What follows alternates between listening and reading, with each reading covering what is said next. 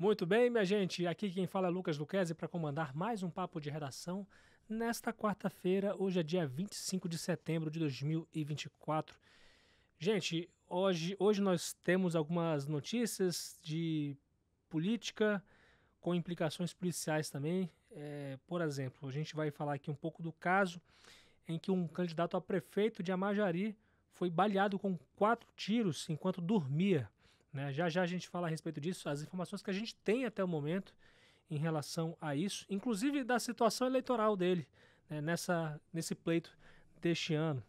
Tem também aqui uma investigação aberta na Polícia Civil para apurar a morte da mãe e da bebê, né, em virtude de complicações de parto, né, até o momento que a gente sabe são essas, né, denúncias aí, versões que se chocam, né, entre a Secretaria de Saúde e o pai da criança e o esposo dessa mulher. Já já a gente fala a respeito desse caso que a gente tem acompanhado desde a semana passada. E também, gente, assuntos que foram batidos um pouco aqui, né, pela questão do tempo. Na sessão da Assembleia Legislativa de ontem, teve um veto a um projeto que previa policiais penais e militares na proteção de escolas aqui em Roraima, que nesse veto ele foi mantido, né? Já já a gente fala a respeito disso também. Deixa eu apresentar aqui a vocês a minha colega de redação, a Paola Carvalho. Seja muito bem-vinda, Paola, ao nosso podcast. Eu que agradeço, Lucas, mais uma vez. É um prazer estar aqui no Papo de Redação. Vamos lá, Paola, vamos ao que interessa. Ela que veio aqui para reforçar o nosso time com a cobertura política, né? Faltam aí, acho que 11 dias para as eleições municipais, né? Primeiro turno, né? E o que está meio que preocupando a gente, embora a gente não saiba até o momento, é a motivação de um atentado a tiros contra um candidato a prefeito de Amajari, que você vai explicar realmente essa situação eleitoral dele, e que acabou sendo baleado aí com 4 tiros enquanto estava dormindo, né, Paula? Quais são as informações? Todo mundo amanheceu hoje surpreendido com essa informação, né, nas primeiras horas da manhã, de que o Antônio Etelvino, mais conhecido como Toinho da ADER, ele era então candidato a prefeito no município de Amajari, ele sofreu um atentado na sua casa, num sítio à noite. Pelas informações que a gente obteve junto com a polícia, né, que foi registrada pela nossa repórter Marília, Marília Mesquita, no caso, falando sobre essa ação que aconteceu ontem. Ele aparentemente está internado agora no Hospital Geral de Roraima, está em estado grave, mas pelas informações que a gente obteve, ele sofreu esse atentado quando ele dormia, então ele não conseguiu identificar quem foi o autor dos disparos. Disse que ele foram atirados 12 tiros contra ele, mas 4 pegaram nele, e quando a polícia chegou para fazer o atendimento, ele estava deitado ainda na cama e conversou com os policiais. Então, acredito que, como ele conversou com os policiais, né, conseguiu prestar informações ainda, enquanto estava fazendo o trâmite da ambulância, acredito que ele esteja numa situação não tão grave, né? Assim, aí as informações que a gente tem, ele tem 71 anos, né? O Toinho da ADER, e ele, né, sofreu esse atentado. Ele ainda não identificou ainda se é uma questão eleitoral ou não. A gente não tem essa informação, a gente não pode confirmar essa informação. A gente sabe apenas, a família também não quis falar sobre o assunto, então a gente sabe apenas que ele sofreu esse atentado na noite de ontem, num sítio onde ele mora. Ele estava junto da esposa dele. Ele recebeu uma pessoa conhecida algumas horas antes, que ele comentou, uma pessoa a quem ele identificou como negro, e essa pessoa fez alguns questionamentos para ele, e aí algumas horas depois desse encontro, né, dessa visita, aconteceu esse atentado, e aí ele foi levado às pressas para o Hospital Geral de Roraima, e agora ele encontra-se internado. A gente até solicitou algumas informações da equipe da Secretaria Estadual de Saúde, mas a gente ainda não tem algumas informações atualizadas sobre o estado de saúde dele. Mas eu acredito que, como ele prestou essas informações para a polícia, falando sobre essa visita, onde que ele foi atingido, né? Ele foi atingido, segundo a matéria aqui da Marília, ele foi atingido com 4 perfurações, uma no tórax, uma no ombro esquerdo, uma no culote esquerdo e uma na coxa esquerda, que são regiões que não são de alta periculosidade para É claro que sim, atendimento, óbvio, né? Mas não só numa região tão preocupante, eu acredito que ele vai se recuperar, né? Frente a esse caso, né? Esse atentado. Pois é, ele deu informações preliminares aí a respeito do que ele sabia e também colocando alguns questionamentos em relação a isso, né? Então ele, pela informação que a gente tem, é que ele estava meio inconsciente, né? Se ele, apesar de ter tomado 4 tiros aí, de 12, e até o momento que a gente sabe que a esposa dele estava com ele, sim, evidentemente, e não levou nenhum tiro, não, né? Então, assim, são algumas perguntas que a gente faz que certamente as investigações elas estão levando em conta essa situação e vamos esperar com que haja novas informações, que ele se recupere e também possa prestar alguns esclarecimentos a mais aí para a polícia, né? E a gente, claro, evidentemente, a gente também está aberto também para acompanhar esse caso, ficar à disposição da família, né? O que é fato aqui é que foi um crime que aconteceu contra uma pessoa, né? E que tudo isso seja investigado. Essa informação que a gente teve, que ele estava consciente, que ele conversou com a polícia e comentou sobre o que ocorreu, né? E que ele estava deitado na cama ainda. Isso demonstra que ele estava consciente. Mas não impede o fato de que ele recebeu 4 tiros e que poderia realmente ter sido uma fatalidade. E a gente poderia ter amanhecido na manhã dessa quarta-feira com as informações que realmente houve um homicídio, né? Sim. Mas não foi o caso, foi uma tentativa de homicídio. Pois é, e contra uma pessoa idosa, diga-se de passagem. Muito obrigado, Paola, pela participação aqui e até uma próxima. Obrigada, Lucas. Eu queria por favor. Incluir uma informação, por favor, por favor. A gente comentou muito sobre o fato dele ser candidato a prefeito de Amajari, mas a situação dele está incerta ainda, Tonho Dadé.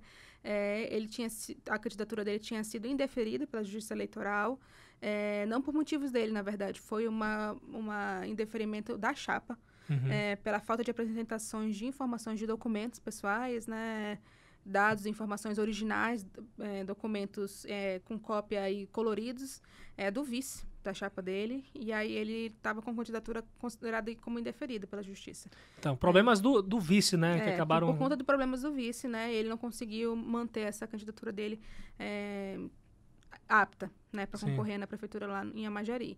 Então, há mais um motivo aí que a gente pode, né, identificar, que não sei se traz alguma informação, se é um crime ligado a questões de eleições ou não, mas possivelmente ele não vai concorrer às eleições.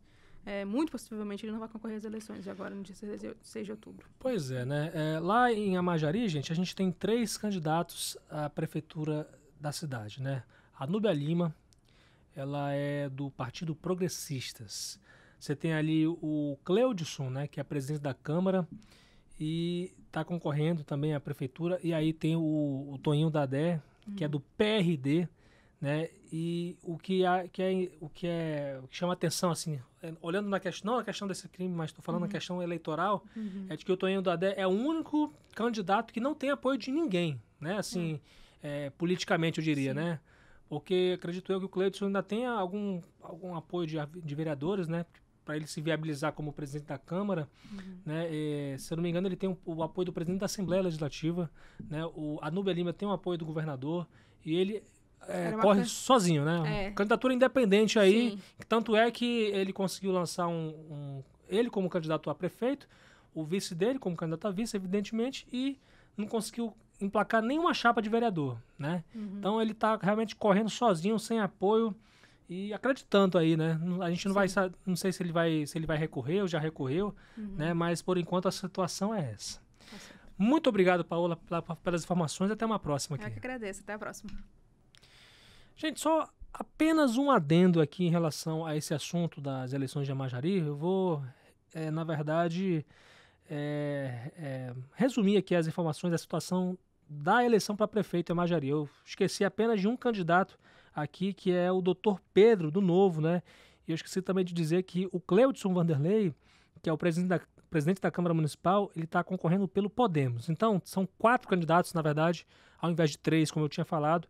A prefeita Núbia Lima, do Progressistas, o presidente da Câmara, Cleudson Vanderlei, do Podemos, o médico Dr. Pedro, do Novo, e o técnico de fiscalização agropecuária, Tonho Dadé, do PRD, que concorrem à prefeitura de Amajari.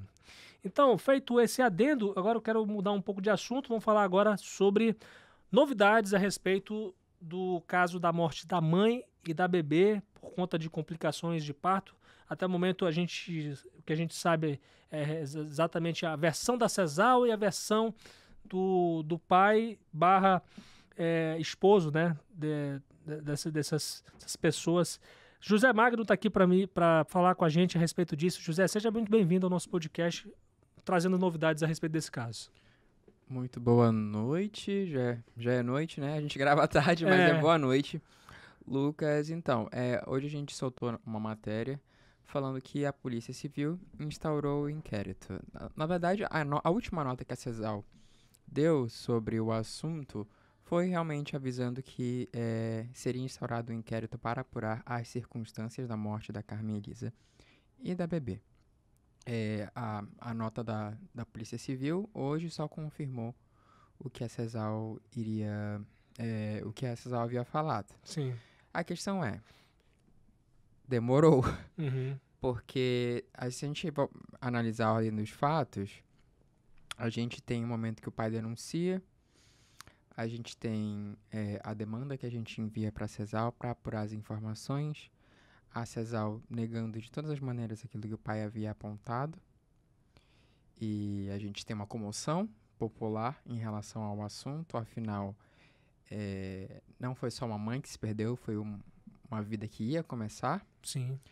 E aí a Cesal meio que voltando atrás, depois que o pai divulgou ali que ele tinha os documentos relacionados ao pré-natal e ao acompanhamento da gravidez da Carmen, documentos estes que a Cesal disse que o pai, que a grávida, não teria feito esse acompanhamento. Enfim, tudo isso é um desgaste para uma situação que eu não sei nem classificar a questão da maternidade. Eu sei que, enfim, no último sábado a gente também teve outra situação na maternidade, que foi a da Luciana, que ela entrou em contato com a gente na redação, e a gente, aqui na Folha, sábado a gente também trabalha, domingo a gente também trabalha. Evidentemente. Em esquema de plantão. A massa não para, né? E assim, situações como essa chegam, mas quando a gente vê que tem situações demais chegando em relação a um problema específico, é um ponto a se preocupar. Com certeza. E a questão era, de novo, a maternidade. A Luciana, ela veio do interior, naquele sábado, e na sexta, na verdade, na madrugada, de sexta para o sábado. Ela veio do interior, perto ali de ter o neném, e ela foi atendida. Os primeiros atendimentos na maternidade constataram que o bebê dela estava tendo taquicardia. Os batimentos estavam ali, não como deveriam estar. O que necessita que seja feita uma cesárea. Tempo vai, tempo vem outro, faz o mesmo exame, constata taquicardia no neném. E isso começa a deixar a Luciana aflita, né? A Luciana, não só a Luciana, mas a irmã dela que estava, o marido. E aí eles entraram em contato com a gente, a gente explicou a situação. E aí é muito triste a gente ter que explicar a situação para a Cesal, porque, enfim, se eles que estão dentro de lá da pasta e da unidade médica, eles deveriam saber a situação. E perguntei o que poderia ser feito sobre a situação da Luciana. E assim, você como futuro pai e eu ali naquela situação de tentar fazer alguma coisa pra ajudar, porque eu vi a aflição da mãe. Sim, com certeza. E a irmã dela falando comigo, e eu tenho uns áudios aqui, eu queria ter preparado esse áudio, mas eu não tive tempo, eu nem achei que a gente ia entrar nesse assunto. Mas ela falou assim, meu Deus, vamos esperar o quê? Que essa criança tenha uma parada cardíaca dentro da barriga pra fazer a operação?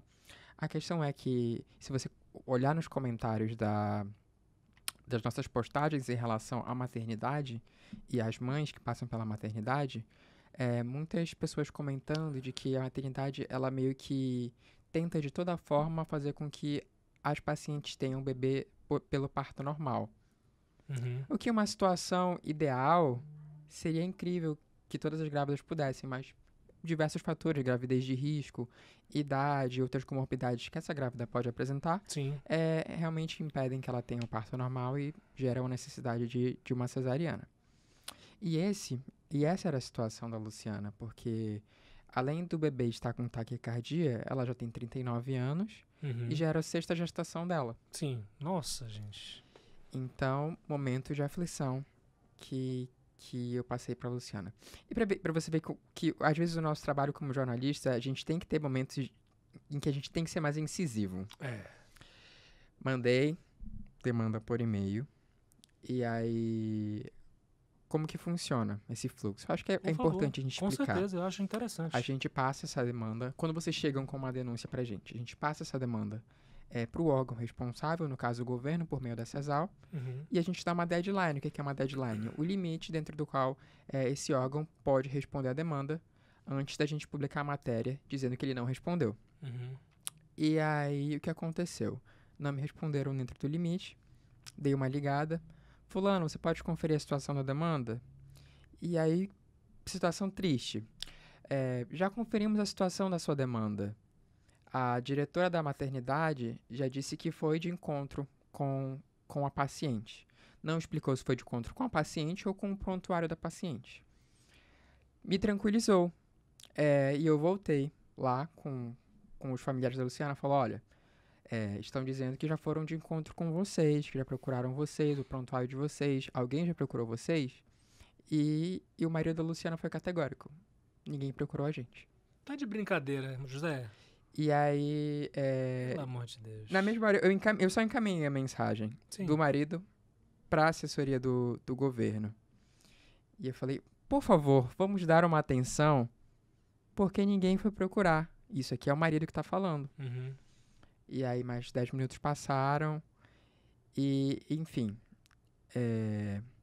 o marido retornou com a mensagem de que ninguém procurou e que nada foi feito até aquele momento. Publiquei a matéria. Porque havia extrapolado o deadline, o limite, o tal de deadline que a gente tinha imposto, não, mas determinado naquele momento, porque por ser uma questão de saúde, eu acredito como jornalista, eu acho que você vai compartilhar da minha opinião, que deadlines relacionados à saúde têm que ser mais curtos. Com certeza. E, enfim, ali havia um sinal, uma perda de esperança de que nada ia ser feito. E pra gente como jornalista, só fica a tristeza. E, graças a Deus, ou graças à urgência, ou graças à insistência, 2 horas depois, o pai me mandou uma mensagem falando o parto da Luciana foi assinado. 1 hora depois ele manda uma foto de um bebê lindo, agradecendo. E pra gente que é jornalista, é isso que vale a pena. Com certeza. Agora, cara, eu acho impressionante, né? Precisa de tanta pressão para isso, gente, para as coisas funcionar. José, é uma coisa que, infelizmente, é fato na saúde pública. De modo geral, a saúde pública, ela funciona na pressão. Ela funciona, principalmente, para pessoas que têm contato, para pessoas que são influentes. Infelizmente, isso é a realidade. São pessoas que já me falaram isso, né, lá dentro, né, pessoas que trabalham diretamente, né, e assim, é triste que a saúde pública, de modo geral, ela funciona assim. Não estou falando que é maternidade, não estou falando da saúde pública de modo geral. Infelizmente é assim, essa é a verdadeira realidade, né, é tanto fura-fila que existe. E aí, enfim, a gente está levantando outros problemas aqui da saúde pública, né, mas é triste que a gente precise pressionar até esse ponto, né. E assim, e colocar outros colegas de profissão, e eu até agradeço a jornalista que estava responsável pelo plantão por ter me respondido tão prontamente e ter se preocupado da mesma maneira que eu. Sim. Não é a culpa da jornalista o fato das questões no atendimento da maternidade. Mas imagina se toda mãezinha que chegar nessa situação na maternidade ter que entrar em contato com a Folha para ter sua questão resolvida. Pois é. Aí a gente precisaria contratar mais gente pra cá, hein? Pra gente fazer o trabalho que eles não fazem. E não precisa nem ser repórter. E a gente ia contratar uma galera de telemarketing, alguém pra, enfim, ficar só ligando e repassando. Mas é essa a situação em que a gente tá agora. Polícia Civil, voltando ao inquérito que apura a morte da Carmen Elisa e da bebê. Polícia Civil disse que ainda não era o momento de dar informações, e por enquanto é o que temos. As informações que a CESAL passa pra gente e as informações que os familiares passaram. Tudo isso você confere em folhabp.com.br. Com certeza. E aproveitando que você falou de denúncias aí, gente, Nós temos o Zap da redação, onde você pode enviar suas sugestões de matérias, de entrevistas, denúncias, reclamações. Enfim, o espaço é seu, o contato direto com a gente é o 99971-5300. Vou repetir para você, o DDD 95, para você que está acompanhando a gente fora de Roraima, 99971-5300. Esse é o canal direto que você tem com a gente. Valeu, José, até uma próxima Eu que aqui. agradeço. Olha, gente, alguns assuntos sobre a sessão da Assembleia Legislativa de Roraima, realizada ontem, né? Uma sessão por semana, e muitas das vezes os deputados eles não conseguem se reunir, né? Porque eles estão fazendo campanha para eleger ou reeleger seus aliados, né? Mas ontem foi um dia muito diferente, muito produtivo. Ontem, por exemplo, deixa eu passar aqui, por uma questão de tempo mesmo, o fato de que a Assembleia Legislativa manteve por 9 votos a 7 o veto total do governador Antônio Denário, do Progressistas, por inconstitucionalidade ao projeto de lei que autorizaria policiais militares e penais de folga a receberem remuneração para reforçar a segurança das escolas estaduais. Com isso, a proposta está oficialmente arquivada. E nessa sessão de ontem, o líder do governo na casa, deputado Coronel Chagas, do PRTB, defendeu a manutenção do veto, embora reconhecesse aí que a proposta esteja coberta de boas intenções. Ele reforçou que essa proposta deveria ser apresentada pelo Poder Executivo, né? Porque quando a Constituição Federal ela fala isso, né? Que certas propostas, como atribuições de cargos, né? Quando você vai gerar gastos ao Poder Executivo, é o próprio Poder Executivo que tem que dizer como é que ele tem que mandar na casa, né?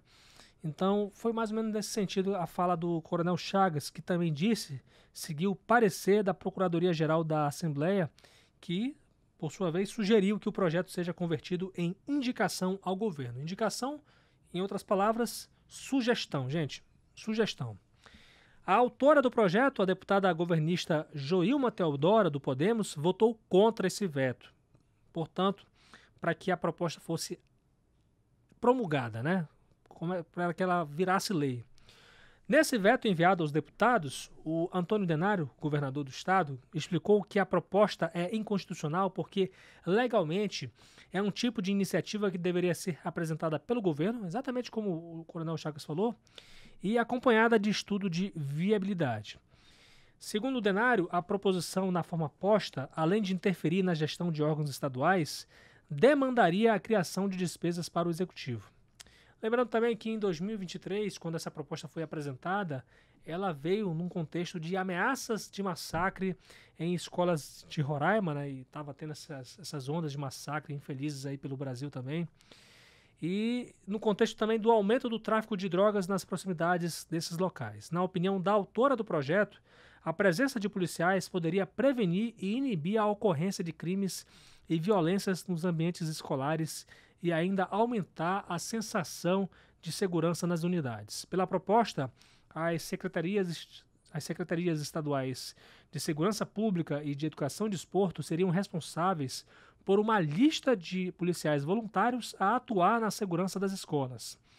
Enquanto a Secretaria de Segurança fixaria diretrizes para a atuação dos agentes, a Secretaria de Educação pagaria a remuneração dos policiais. E as normas e procedimentos inerentes seriam regulamentados pelo governador. O que não vai acontecer porque a proposta agora está arquivada e o governador, se ele quiser, ele fixa isso em lei, manda um projeto de lei para poder obrigar, não só ele, mas também os outros governadores que vierem aí a